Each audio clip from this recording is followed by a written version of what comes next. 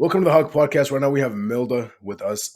Milda is a life coach, and she's had a lot of experience when it comes to building up the right mindset and allowing people to really flourish and become the true person that they are, whether it's business related or even personal related. So, Milda, tell us a little bit about yourself. Tell us why you decided to come on this podcast. Absolutely. So thank you so much for having me here. I really appreciate it. Of course.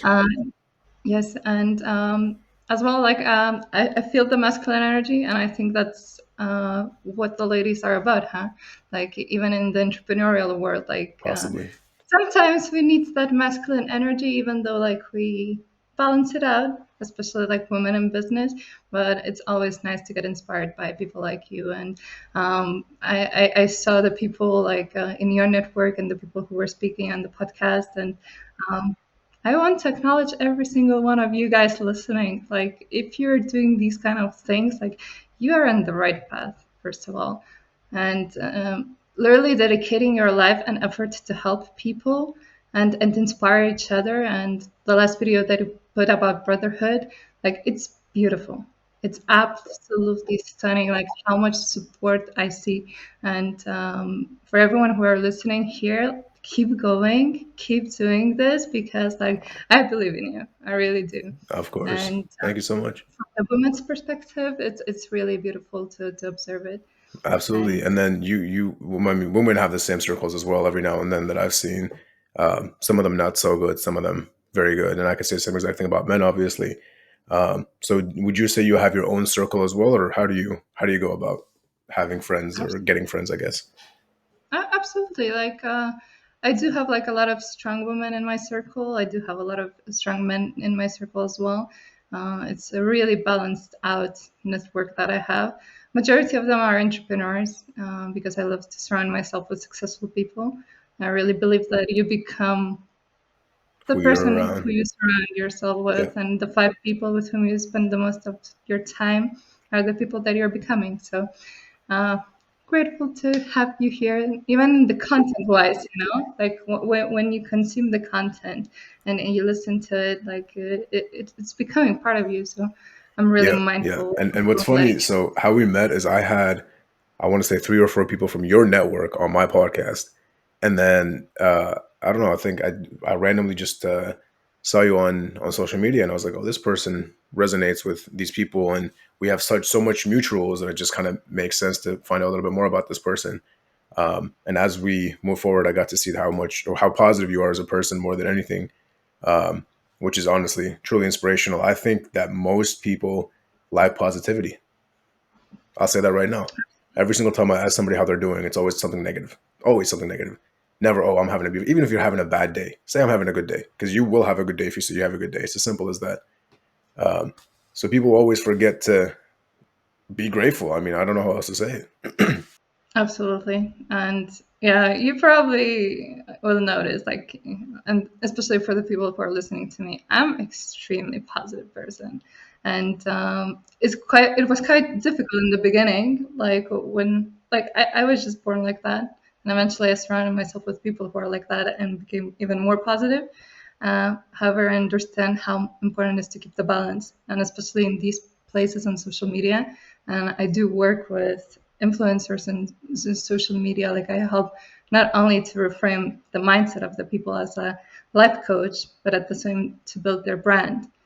And sometimes negativity is necessary, and especially in media, like for the people to catch the message, you start, like, even in marketing, you start with their struggles, with their problems and the things that they're facing, and our brain is literally wired to think negatively. So like you said, having these exercises like gratitude and it could be prayer, it could be meditation, any mindful practices are so necessary. And you probably notice people who are super super positive are the ones who are actually practicing it. There you go. And So comparison as well. People compare themselves a lot. So comparison to me is the killer and the creator of happiness. So you can compare yourself to somebody who's, in a very terrible situation, and you can be like, "Damn, I'm grateful to be where I'm at." Or you can compare to somebody who puts out their highlight reels on Instagram. Truly, they're living a very terrible life, but they have nice cars or they have whatever, so they look like they're doing good. And you're gonna go in there and you're gonna be like, damn, why is this not like me? When in reality, nobody's perfect. Everyone's gonna have something going on. So it's truly who you compare yourself to, because if then and the type of, I want to say, mindset that you go into when comparing yourself. I never say compare. I always say focus on your own self because you have your own life, etc. But sometimes you forget how terrible things are when it comes to other people's lives. So it's really easy to forget to be grateful. So that's something I've really learned. Where it's like gratitude. The reason why I can never be depressed ever in my whole entire life is because I have so much gratitude for everything. Like it's impossible. How could I be Absolutely. depressed? Look, I'm alive. What do you mean I'm depressed? I'm alive. That's enough. What do you, right? So it's one of those things. And I truly think that because of social media, it's the number one cause of really fucking everything that's happening right now. Depression is surging. Okay, marriages are breaking apart because everybody's comparing themselves negatively. Um, I mean, there's so much is happening. Genuinely, so much is happening. It's not anymore. If you speak to somebody and then you stop speaking to them, there's a very big chance you probably just find them on Instagram again and then just DM them and that's it. You're back to speaking again. There's no actual truly losing anybody, whether it's friends, relationships, etc. So that's how things are like right now, where there's always going back if you need to, which is not good at all. Yeah, that's why. Thank you for the acknowledgement about the show, like how important it is to consume the right content. And you were just saying like how important it is to basically not compare yourself. And a lot of people start just like following some people who or either look like they're like out there or they're really negative. So every time that you consume that kind of content, like you kind of either are comparing yourself or you're absorbing negativity. Milda's on this podcast today. You are a master at positivity. That's something I've learned about you. All right. So when it comes to portraying your message, and when it comes to like just giving out value, telling people here's what you should do, not in regards to only your life, but in regards to creating your brand. You're very good at branding. What are some advice you can give? Because this is a businessy podcast more than anything. Um, so, what advice can you give out to people who want to truly create a brand and make a difference in the world? Everything that you have as a person, express it 10 times, even stronger. So, for example, my favorite color is red. So, I'm gonna come and I'm gonna rock it. If you like, I don't know, I like to say in particular one word, say it all of the time and own it.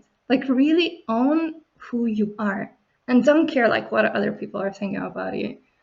And sometimes you need to be a little bit controversial. Sometimes you need to trigger some people. And do not be afraid of that. That if you want to stand out, be yourself to the fullest. Like to the fullest.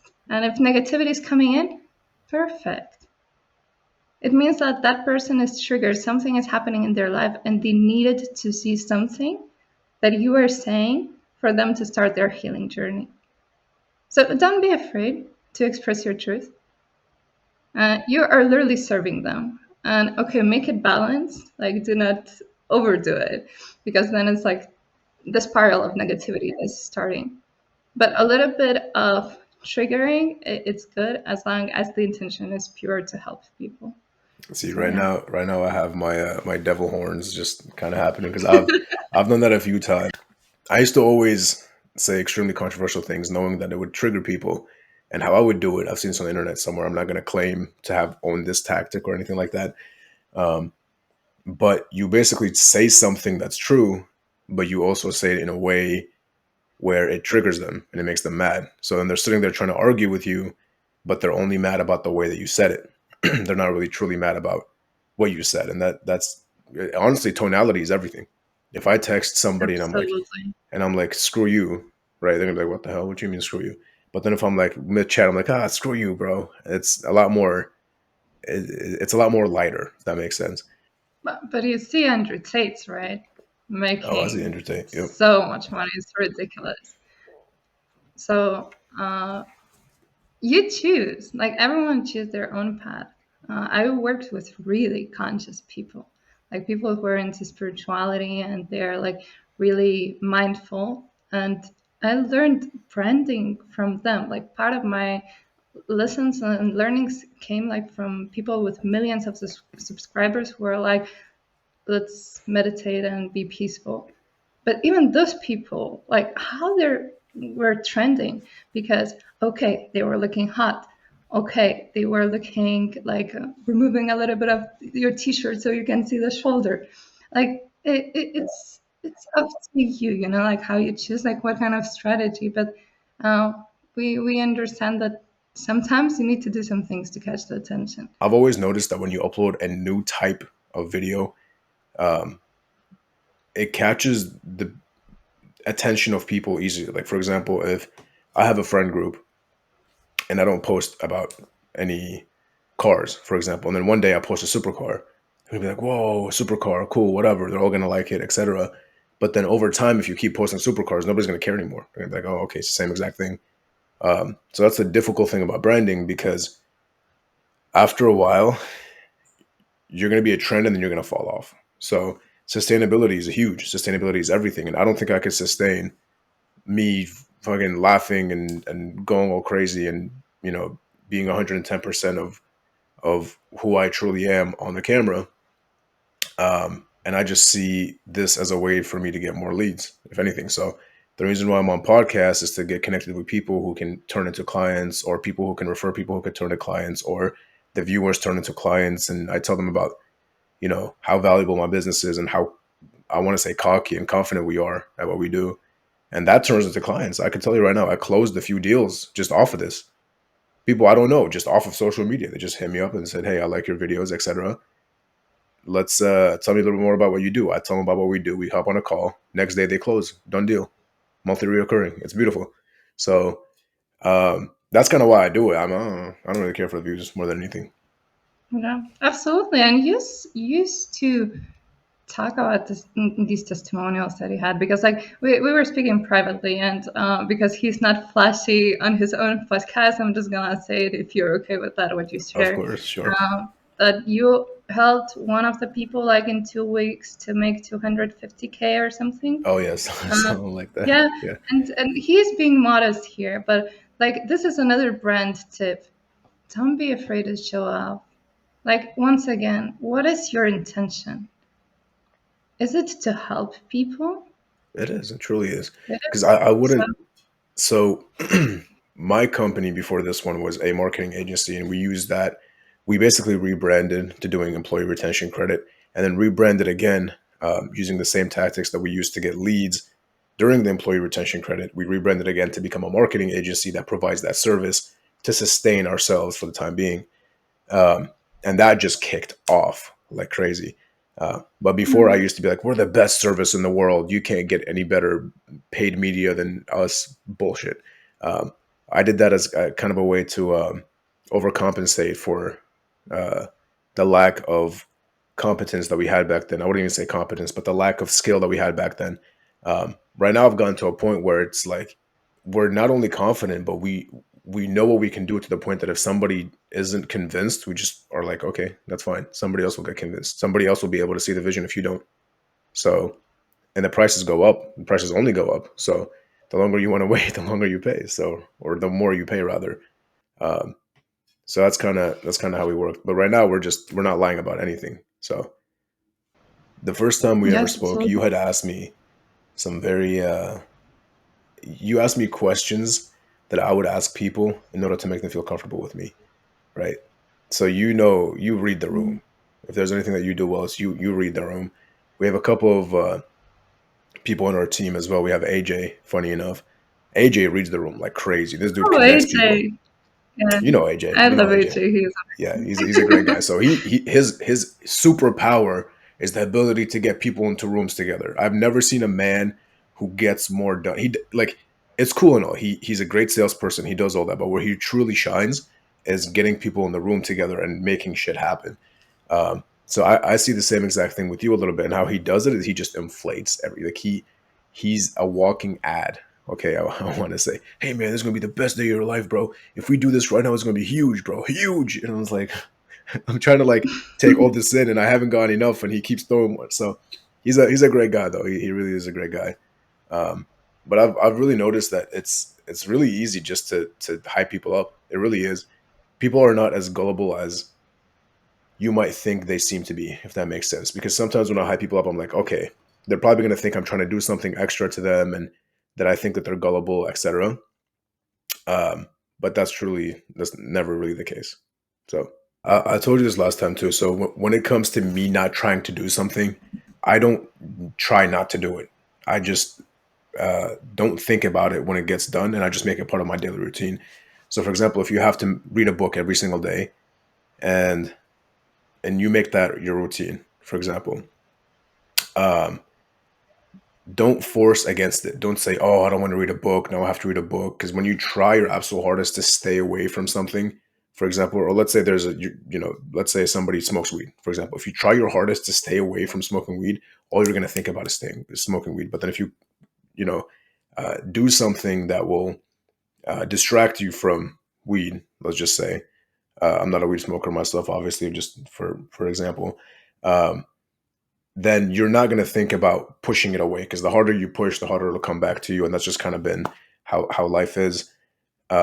So instead of pushing or pulling, you start to manifest. So manifestation is huge for me. A lot of business owners don't like it. They don't believe in it. They don't think it works. It works. Manifestation works. And I'll say that Absolutely. firsthand. I will genuinely say that firsthand. I did not start making money until I told myself that I had money. Simple as that. I did not have I that much totally money. I was doing definitely okay for myself. I'm not gonna say I was ever homeless or struggling or anything like that. Thank God. Um, I don't have a crazy back end story. But I'm telling you, we did not start making a crazy amount of money until I told myself that I had 100K in the bank when I did not. That's manifestation. You tell yourself what you want to be, but you do it as if you are it. Um, I had mentioned to you that I've kind of made this a part of my daily routine, and I'm not perfect with it. I'm not going to say I do all that every single day, but when I first started this journey, I had meditate and read book. I have a checklist on my phone. I can even show it to you right now, but I had meditate, read book. So that was my daily routine every single day. Working out, I didn't even have it in there because I went to the gym before I even started my business every single day. So whatever. And I would do that every single day. And then as I continued, I added more to that list. I added be grateful, thank God. Okay. And the other one was uh, I love meditate, the read book, thank dedication. God. Oh, self affirmation. It's literally right here. See it in the list. Mhm. Um, so Beautiful. self affirmation, it's kind of like meditation, more or less. But basically, I would go on a jog, and I like to leverage my time. So I know 1 hour for me means 1 hour for me, right? And it also means 1 hour for everybody else. So how do I get the most out of that 1 hour and make sure that I leverage as much things as possible when I go jogging, when I'm at the gym? Self affirmations. Okay. Mhm. Whenever before I sleep, I'm already getting sleepy, right? So before I sleep, I meditate. Okay. I listen to audiobooks while I work out. When I read, I might be in a meeting that I don't have to pay attention to, for example. So, or like with family, sitting down, speaking to them, and reading at the same time. Some people can't focus, but you know, uh, I have developed Mhm. a true art. I agree on some extent, though. Yeah, yeah. Never truly perfect It's though, are we? Yeah, I'm the same. I completely understand. Like you need to use the time, like with podcast and everything. It really like because some people like really like to focus, and I agree with focusing as well because sometimes the brain can multitask. However, like in these situations, like when you're driving a car and listening to something, it's possible. Uh, However, as someone who is practicing mindfulness, I also believe that sometimes you need to be present fully, fully, fully. So it really depends on the situation you're in. Because, like, when I start feeling the burnout is when I'm doing too much of multitasking. And this is when the meditations come in. I'm like, okay, now let's be present. Like, even if I'm outside and I could be listening to the podcast, what about if I'm going to observe trees and being literally still in this moment? So it depends what is your goal and when you want to use it and when is the recharging time. However, I'm fully agree that you need to leverage the time as much as possible on the extent that is good for your health, which Exactly. And because your when you health is say priority. absolutely, when you say burnout, so I have a very amazing way of saying it. People are like, "You work so much. You work every single day, 24/7. We never. Don't you ever burn out?" No. Why would I burn out? I do what I love. What do you mean I'm burning out? That's like me going and playing soccer. That's like me going playing video games or doing anything in life. That's fun. Like, Um, I like it. I like this. Whenever a problem comes into the business, I'm like, fuck yeah. I tell Jordan, my partner, I'm like, dude, hell yeah. We have a problem. Let's go figure out a way to fix it. You understand that one problem can fix 1,000 more problems in the future? Beautiful. Let's get it. He would we lost a $6,000 contract one time. Um, and that would have been a pretty big deal, whatever. Um, and then he's like, no, dude, we lost a 6K contract. The deal fell through, whatever, for various reasons outside of us. I want to add, we didn't cause it. Um, and he's like, yeah, we lost it. I'm like, good. Like, what do you mean good? Good, bro. Good. Fuck yeah, we lost it. What do you mean we lost it? Yeah, that means we can go focus on more right now. You understand now we can go do more with our lives than you've ever done ever before. And this is a learning lesson. Let's go back and see why we lost it, what we could have done differently. And now that gives us room and gives us more space because we got ready for the resources. That gives us more space to intake other businesses in. So you don't know. This could have been something that was good that this business didn't. Maybe they were going to be a pain in our asses. And maybe we get two contracts that are super easy that are worth 6 grand, or we get one other contract that's 6 grand. Um, and I want to say a week after we got a contract for 10 grand. So um, it's one of those things where it's just Congratulations. that's what I'm saying. It just kind of like happens over and over again. And what's really cool about us is it's always monthly reoccurring. I mean, we know we can keep our clients, and um, we're great at getting clients to refer each other. I want to say 30-40% of our business is just referrals of people telling each other about what we do. Um, and the only way that they do it is if we ask and if we give them incentive to ask to say, hey, you're a client of ours. We're going to give you a 10% discount next month. Plus, we're going to give your friend who comes in also a pretty good discount. And they usually do it. They're like, oh, yeah, I want the discount. So they tell their friends. They start a three-way conversation. That's the best way to go about it. The Mhm. person that, the person who's giving you the referral is also on the chat and makes the introduction, which creates more whatever. And that's all with, we use goodwill. We use a lot of goodwill. So Alex Ramosi speaks about this quite a lot, actually, to say when you are asking somebody to refer their friend to you, add a lot of goodwill, as in share a bunch of successes with them. If they're one of your clients, even if you don't get them the result, the desired result, share with them a few things. Hey, congrats, you just got the first person to reply and say, look, hey, this is a positive reply. This is good. We're on the right track, etc. Success, success, success, success. And then that automatically gets them to say, hey, every single time this person promises me something, they fall through on that promise, or they rather not fall through, but they go through with that promise. And anything that they promise, I could trust them now because everything they promise has been going good up until that point. And one last tip I want to add is under promise. If you can get 30 calls, say you can get 10. Whatever it is, divided by three and say that's what you do. Okay. Yeah. Because Over then, delivering is definitely a yeah, big referrals are huge. thing. One thing before the over delivering that I heard it was a big one is trust. Yeah. Oh, yeah. Oh, yeah. Trusting in God, universe, whatever the person is believing in, and letting go to make space. Hmm. And then when someone is coming, like really giving them, like you said, the promise, which you actually over delivering it more. Um, Beautiful, beautiful. I'm just Absolutely. acknowledging it. I absolutely agree with that. Absolutely. And it's insane how much I've seen referrals work. Referrals is, I want to say, the quickest way to gain somebody's trust and get them to buy your service is have somebody refer it to you. Referrals are Absolutely. I made so much insane. money doing this. Insane. Insane. There's business, bottom line savings. They made billions of dollars on referrals. It's Billions. crazy, huh? I'm like, okay, Crazy. if I could keep a little chunk of that, I'm chilling. And we did. We kept a, okay chunk of that. Um, and yeah. It's a fun thing to do. And actually, like when before I discovered like what I want to do, like I was doing so many referrals because, like you said, like you see a lot of similarities with AJ. Like they call me like impressed that I'm a networking queen.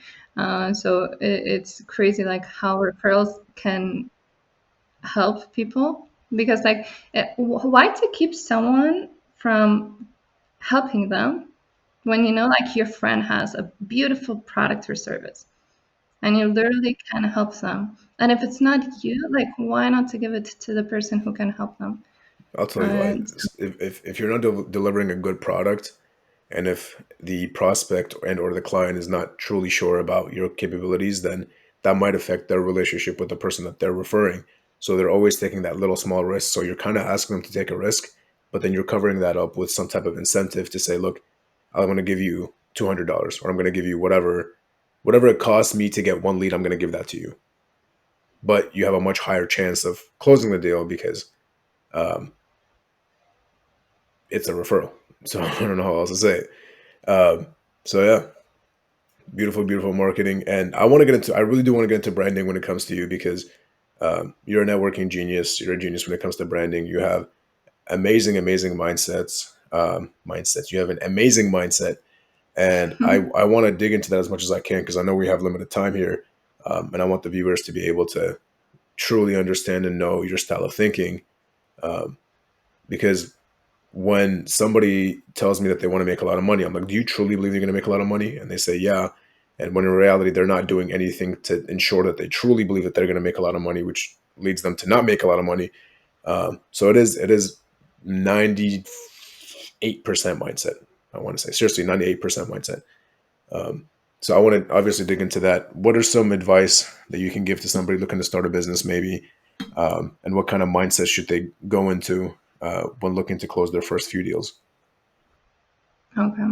Um, First of all, that you're enough, that you can make this happen, because Grant Cardone talks about it. You need to be sold on your own product before giving it to other people. And a lot of people maybe do not have evidence because like they do not have experience or like something that they do it. They can do it for someone who they're serving basically.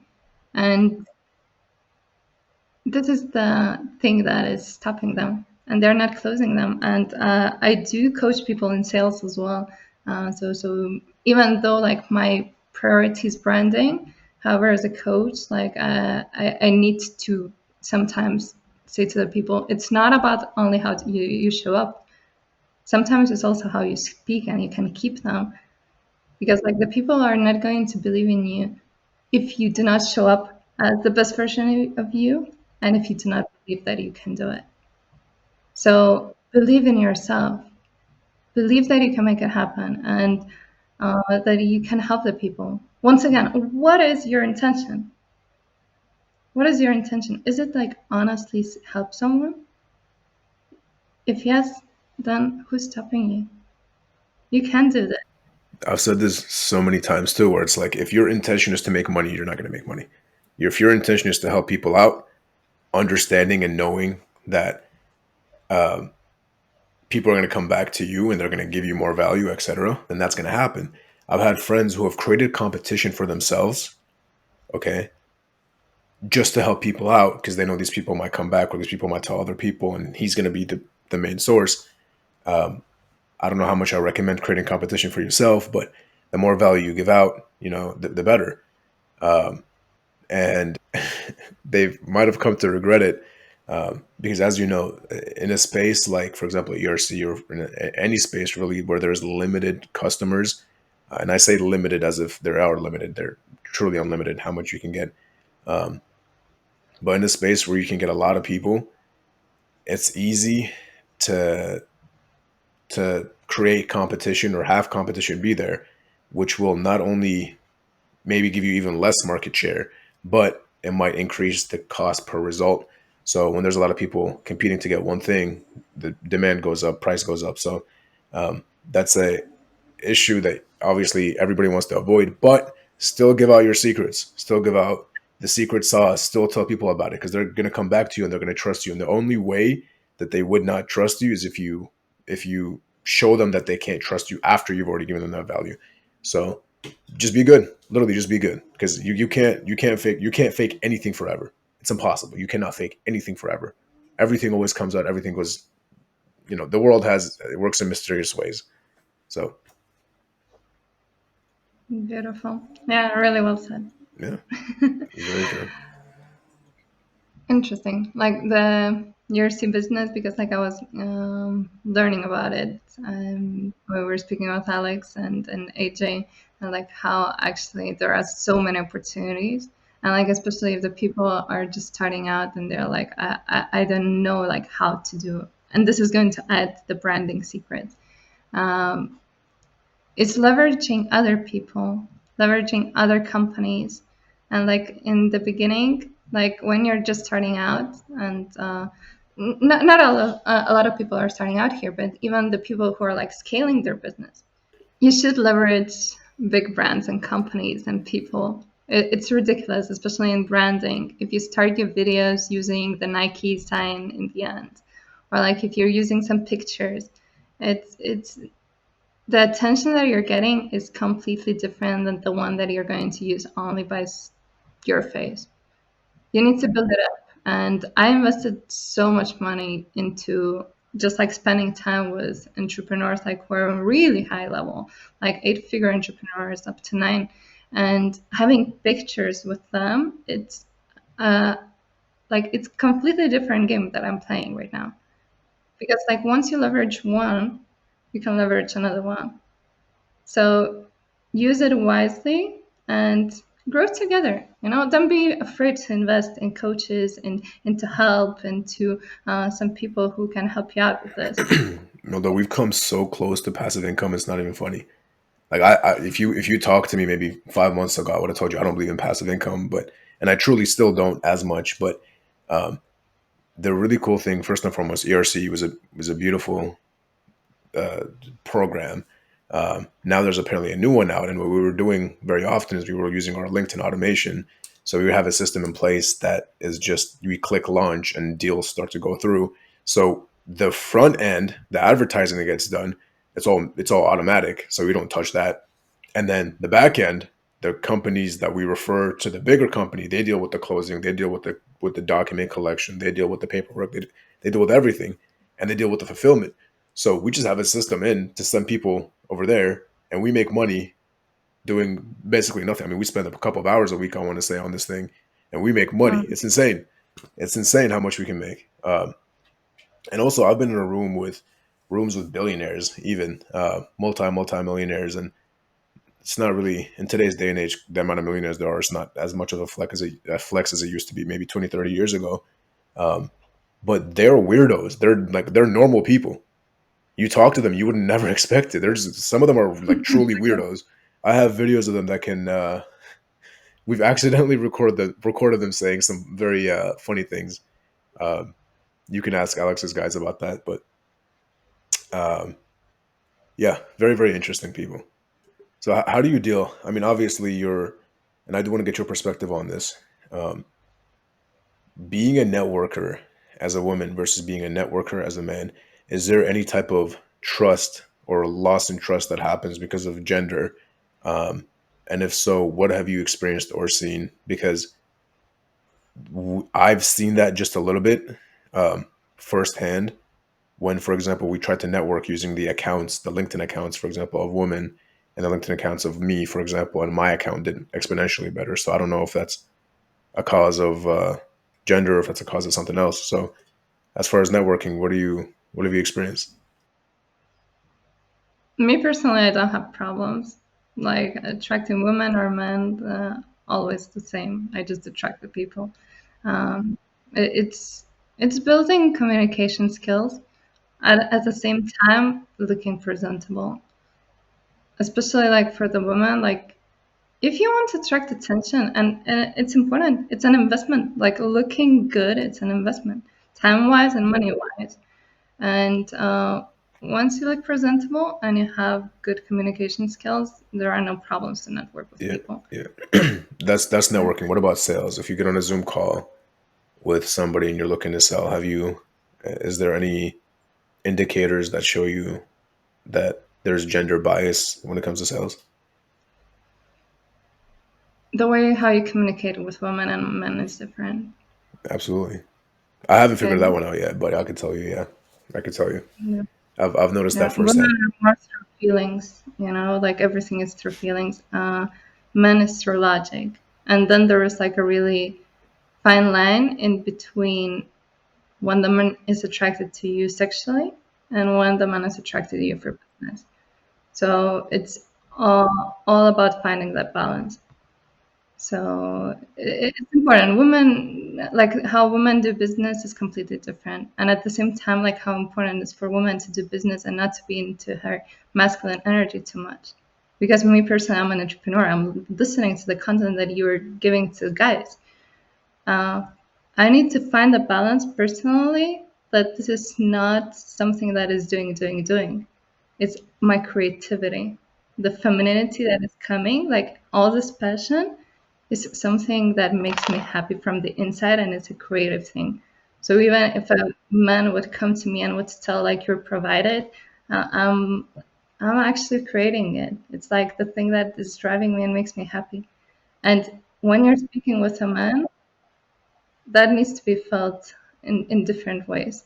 Because I have friends who are like boss babes, and like you can feel it like when they come to close the deal and when someone is actually going through the creative side.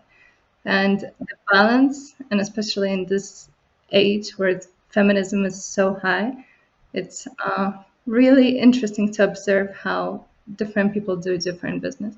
So to answer your question about networking, it's about finding the balance. And women have different difficulties than men have, and I'm pretty sure that you can speak more from men's side, Yeah, I like mean, how it I've works. had employees both women and men, and I've noticed that it's equal when it comes to incentive based. So if I'm bringing in a salesperson and that salesperson is, I tell them you only make money if you make a sale, they're gonna equally work as hard. Matter of fact, I've seen some women even work harder than men. But when it comes to salary based, I've seen a bit of a indifference to see the men sometimes even try harder, and not even that. The younger people try harder. So we've always seen the less experienced people actually get more out of the less experienced people, because the ones who are experienced are always they always have the ability to go get another job, for example. Um, but we are, I want to say we're amazing leaders, honestly, because we give them so much incentive to do better. We raise up the pay. When it comes to their birthdays, we give them extra money.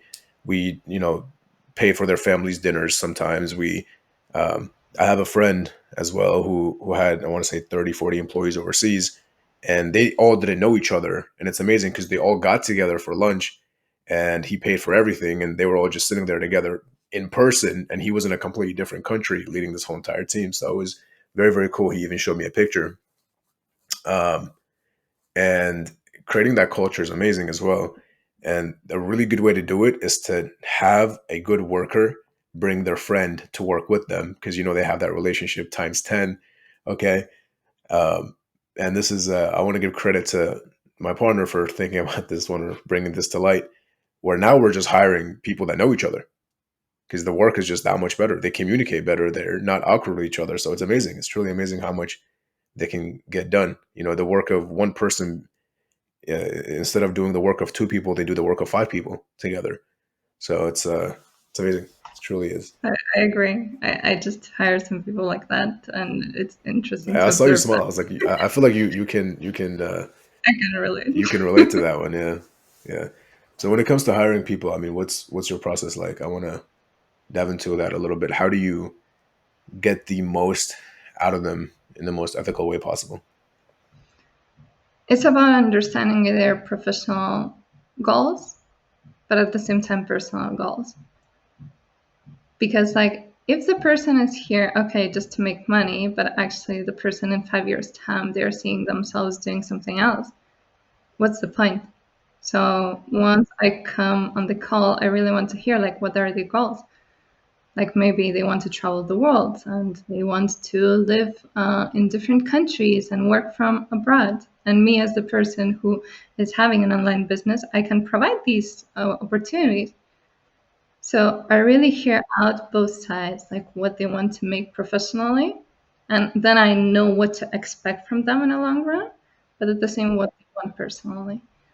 So finding the balance in between these two things. It's crazy because I've seen more. I would argue that I've seen equal success or more success with people that had experience than with people that didn't have experience, because we train very Mhm. good, and it's not that hard. Maybe salespeople, we don't we only want people who have experience, but then when it comes to appointment setters and people skills, we don't give a damn how much experience you have. As long as you can talk to people, you're good. Um, so when it comes to a position like that, and it's high paying, it really is high paying. Um, what we often do is I want to say act stupid a little bit. So we'd be like, hey, we don't really know how to do this. Can you show us? Or can you take lead on this? Or can you whatever? Bring them up, make them feel important. Because when it comes to feeling important, people are more driven by feeling important than they are driven with having money. So they don't care as much about a raise. I mean, they're gonna want a raise. They're gonna tell you that they care about the raise more, but that's not true. They care about being valued. Um, so you see a man is always harder working at a position where he's appreciated. You see a man always performs better when he's appreciated by his woman. You see, it's as simple as saying, "Hey, you're doing a great job," and Milda, you do a great job at that too, where you just appreciate people and you kind of put yourself in their shoes, even though you may not know what it's like to be in their shoes, and um, that's something that people need to learn more. I feel like this is a skill that's lacking in this world, and I want to say you have that. That's why you're a good networker. You're an amazing Thank networker. you so Okay, much. I appreciate it. of course, Thank you. Seriously, thank you. absolutely. Beautiful. And I How, still wanted to hear more uh, about the branding stuff. So, spill some secret sauce. Okay. Any last few sentences or any last few ideas? Because we're reaching the hour mark almost. Yeah, we're almost at an hour. absolutely. Um, yeah, that branding that you're putting out there needs to become you. Okay. It's you. It's about building yourself, and it's so interesting, like how I decided to come into this branding when actually, like, I started as a life coach, someone who was explaining people like how they need to live their life, and then my creativity, which was always here, like content creation and all that kind of stuff, merged with all of this was because I understand that things that you're putting out is like who you are and you're becoming. So even on social media with being consistent, you are really figuring out who you are. And the more you start to niche down, it's like the more you understand, have an understanding. What are your core values? What kind of person you are? What makes you happy? What kind of, like, even colors, and being consistent with it. And we as entrepreneurs know how consistency is key in everything. Definitely appreciate all the value you've given on this podcast. Definitely appreciate you hopping on. And yeah,